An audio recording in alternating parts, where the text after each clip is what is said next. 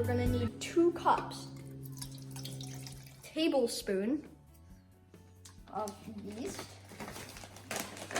tablespoon sugar, other ingredients for a while, and we're going to come back and let that sit for around 5 minutes. Then we're gonna put around 5.5 cups of flour. Okay, so now this is what you kind of want it to look like, this frothy substance. Okay, and so now I have been mixing for a while. I've added 5 cups of flour. You can add up to 6.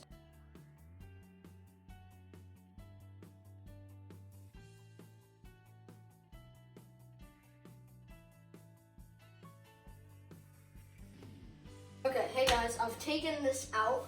It's a big hunk of dough, and it was sitting in here, and we let it rise for around an hour, and we covered it in saran wrap.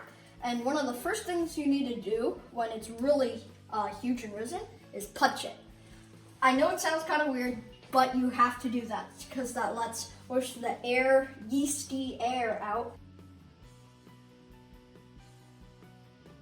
I'm not very good at kneading, and you can use your own techniques, but the one that I'm using is the most common one, where you fold it and then push it down. As you can see, I'm very bad at it. But another method is take it here and then you roll it, then you fold it and roll it.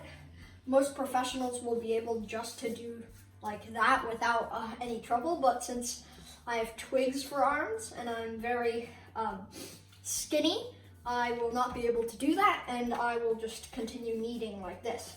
And so for those of you people who worry a lot about baking bread, never worry about over kneading when you're using your hands. If you're using it in a machine, yes, you have to worry because then it might ruin the bread, but with your hands, I don't think you can ever over knead, and most likely you're probably under kneading, so just do it for around maybe 10-20 minutes.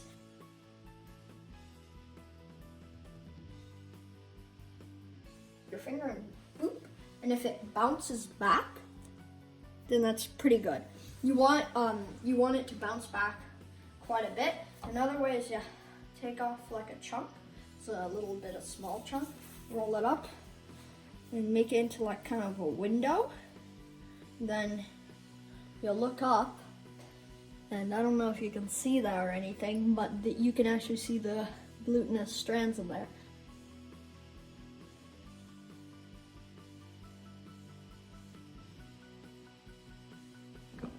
Okay, so I have sliced the bread at an attempt to make it look like the ones at the store that look pretty cool. They look terrible, but it's an effort, and you always want to try. So I'm hoping something miraculous will happen in the oven that may make it look kind of good, but I don't think it's going to look like the ones at the store. But anyway, what I'm going to do now is going to place them in the oven at 400 degrees Fahrenheit. With what you want to do is, if you have like an oven like mine, you open this, you want to put like the 2 loaves of bread here, and then have a tray underneath it filled with boiling water around like 1 inch deep. And so that moisture is going to help keep the bread like soft and airy and moist. So yeah, it's good. And you want to put in boiling water into a cold oven. Do not preheat it. So yeah, what we're going to do is, now you can choose to do it with just a simple oil wash or a water wash, egg wash. I'm going to use an egg wash for this one.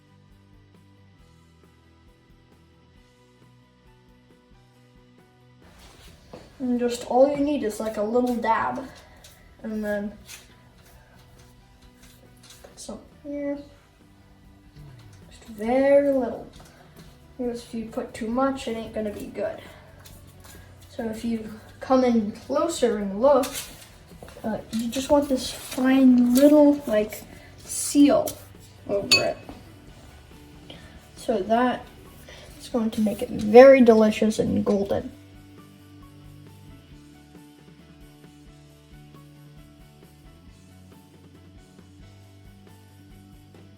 And the higher up you season it, the more it will go up everywhere over the bread. It will be more even of a seasoning.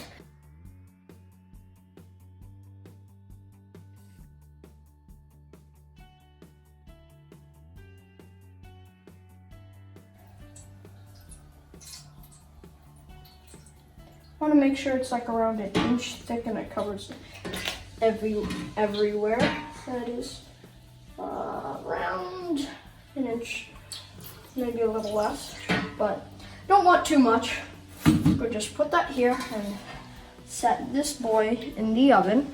Oh. I'm going to open the door ever so carefully because this spills. It's going to be very stupid. And this is very hot already because I put warm water down here. So what I'm going to do, place it here, it fits. Ah. Ah. I hate it when it doesn't fit. It should fit, but it doesn't. Because why should it? Okay. Put it there. Now what we're going to do is take these amazing loaves of bread and pop them in the oven.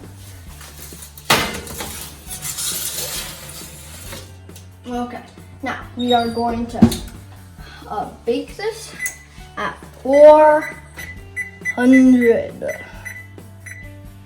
for around 35 to 45 minutes.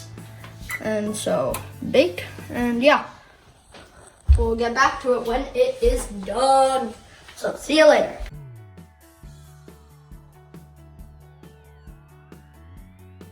And this smells amazing. It's a little bit blackened, but that's not to worry.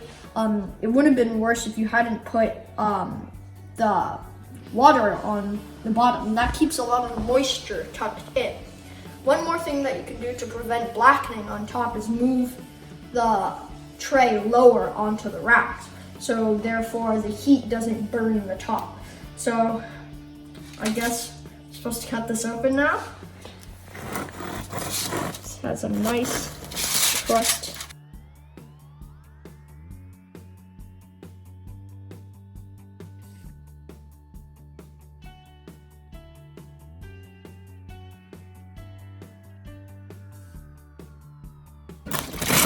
Okay, and hopefully you can see that. Quite good, very hot. It's quite good though. And so if you guys, this is the texture that we were aiming for, kind of a very dense, thick type of bread. I saw this on a website where it was I forgot what country it was from, but it's definitely not white bread because white bread has a different recipe to it. So it's like a between sort of a white bread, sourdough, and I think it was something else, but I definitely remember it was a cross between those two. So yeah, it's really good. So I'm going to tear a little piece. Wow, that was really good. Hot, but very good. Okay, I'll catch you next time on the next Dish 11 episode. Bye!